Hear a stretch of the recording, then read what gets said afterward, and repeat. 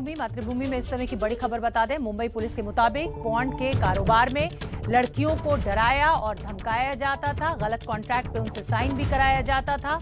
तो बड़ी खबर मुंबई पुलिस के हवाले से निकल कर आ रही है कि इस पूरे मामले में अश्लील फिल्म में लड़कियों को डराया और धमकाया जाता था। सूरज ओझा और जितेंद्र दीक्षित लगातार हमारे साथ बने हुए हैं। सूरज ओझा, ये एक नया खुलासा मुंबई पुलिस के द्वारा हो रहा है और हमने जब एक मॉडल से बात की थी, मृत्युंजय ने, हमारे सहयोगी ने, तब भी ये निकलकर सामने आया था कि कॉन्ट्रैक्ट में कुछ और साइन होता था और फिर उसी के नाम पर ब्लैकमेलिंग की जाती थी। क्या जानकारी?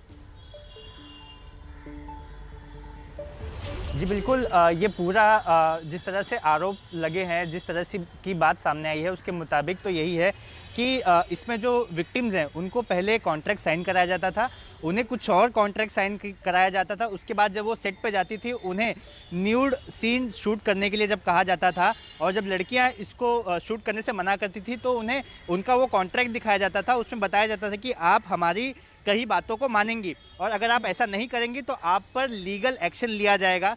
तो लीगल एक्शन का डर दिखाकर उनसे ये सब शूट कराया जाता था। उसी के साथ हमें एक चैट भी मिला है जिसमें एक परिवार को दिक्कत थी कि उसके घर की लड़की का इस तरह का वीडियो बाहर गया है, जिसके बाद वो लगातार हॉटशॉट के लोगों को अप्रोच कर रहा था कि उस वीडियो को डिलीट किया जाए, हटाया जाए। अगर वो ऐसा नहीं करेंगे तो वो पुलिस को अप्रोच करेंगे। तो इस तरह की तमाम बातें इन्वेस्टिगेशन में सामने आ रही हैं।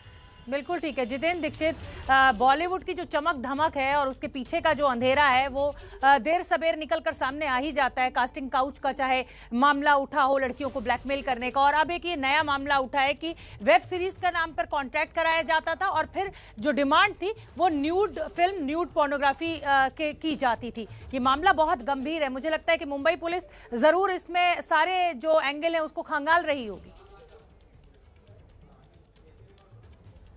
देखिए, यहाँ पर अब सवाल मुंबई पुलिस पर ही उठने लगे हैं, क्योंकि जितने गंभीर आरोप लगाए गए हैं राज कुंद्रा एंड कंपनी के ऊपर, जो बाकी के आरोपी उनके साथ गिरफ्तार हुए हैं और जिस तरह से पूरा रैकेट चलता था, तो अब सवाल ये उठ रहा है कि क्या मुंबई पुलिस निडर होकर बिना किसी दबाव के ईमानदारी से अपनी जांच कर रही है?